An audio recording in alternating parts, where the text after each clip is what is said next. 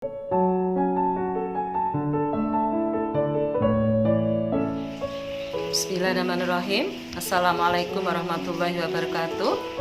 Bapak Ibu sekalian, ini yang sesi yang ketiga ya Bapak Ibu sekalian, berkaitan dengan kesehatan mental anak di masa pandemi COVID-19 ya Bapak sekalian. Kita akan tahu Bapak sekalian, kok ada anak-anak yang tetap sehat ya mentalnya ya, meskipun di masa COVID-19 ini ya, ada yang tetap bermain, ya tetap ceria, tetap bisa kemandiriannya tercapai itu ya, sesuai dengan tugas perkembangan. Juga tidak ada permasalahan emosional yang lainnya ternyata sekalian. Tapi ada beberapa anak yang memang terganggu dengan COVID-19 ini ya.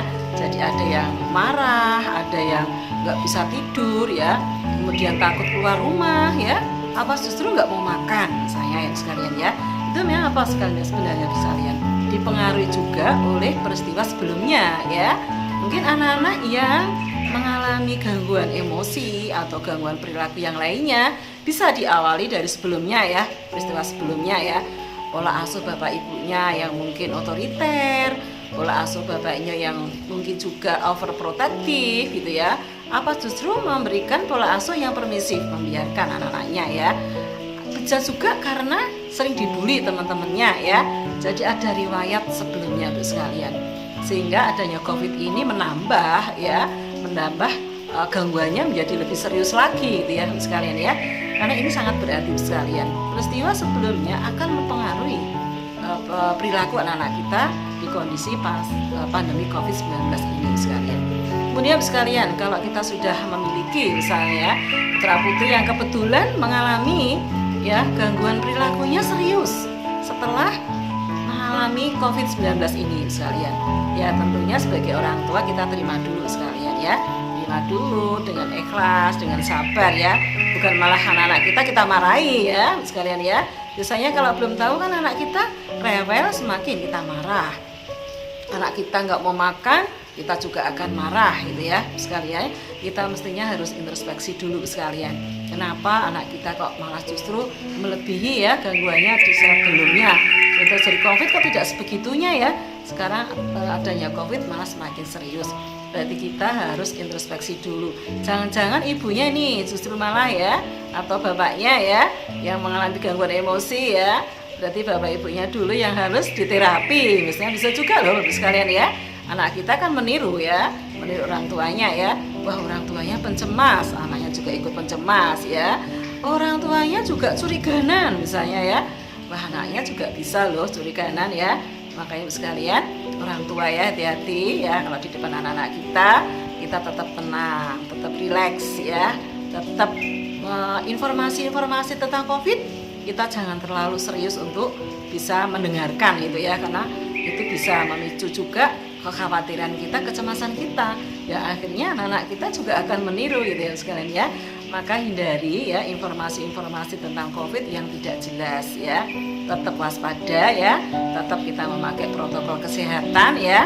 Jaga jarak, pakai masker ya, cuci tangan, tidak bergerombolan ya sekalian ya. Bisa juga misalnya sekalian kita bisa mengajak anak kita ya supaya tidak bosan di rumah, bermain-main di luar rumah, bisa bermain sekitar rumah sekalian.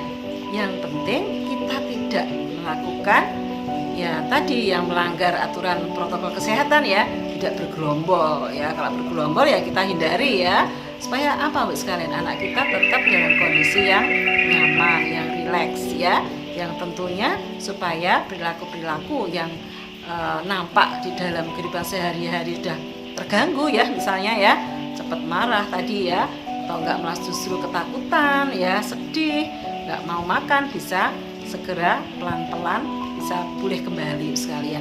Tapi seandainya sekalian kita sudah lakukan banyak hal untuk anak kita yang sedang mengalami kesedihan, kalau enggak khawatir ya, kita sudah lakukan ya, bagaimana kita memberikan informasi yang tepat untuk anak kita sudah memberikan pola asuh yang pas ya, kita sudah memberikan fasilitas supaya anak kita nyaman, kita sudah bermain bareng, kita sudah mendengarkan keluhannya, kita sudah ngajak bermain di luar. Tapi anak kita kok tidak berubah ya gitu ya. Bisa Bu sekalian untuk ya paling enggak inilah untuk mendatangi ya mendatangi di klinik-klinik atau di rumah sakit supaya apa? Mendapatkan penanganan yang lebih serius gitu ya. Saya beberapa kasus ya sekalian saya temukan di klinik psikologi ya, Rumah Sakit Jiwa Dr. R. Musarwati Klaten, anak usia 4 tahun sekalian ya, 4 tahun dia benar-benar nggak mau keluar rumah. Karena memang bapak ibunya juga tidak membolehkan ya, harus di dalam rumah terus ya, dipesen-pesen ya oleh kakaknya, pokoknya tidak boleh keluar. Semuanya di dalam rumah. Ternyata anaknya justru mengalami ketakutan. Justru anaknya semakin nggak mau beneran diajak keluar rumah ya. Pada saat penting anak kita ajak ya, karena ada acara keluarga ya, kita tetap harus mengajak, anak kita tetap tidak mau. Nah, ternyata seperti itu bisa segera dibawa ke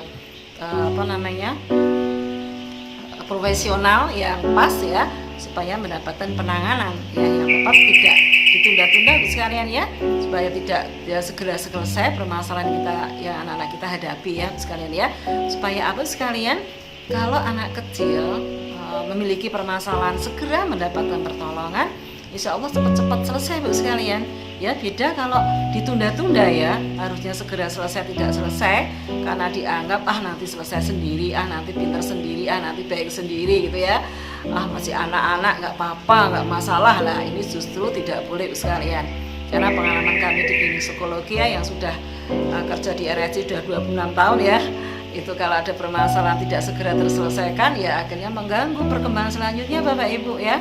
Harusnya segera selesai malah tambah banyak nanti permasalahannya ya sekalian ya. Kita perhatikan itu sekalian ya.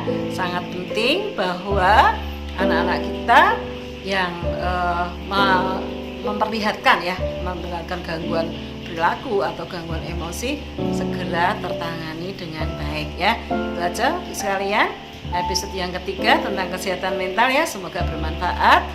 Saya akhiri, wabillahi taufiq wal hidayah. Assalamualaikum warahmatullahi wabarakatuh.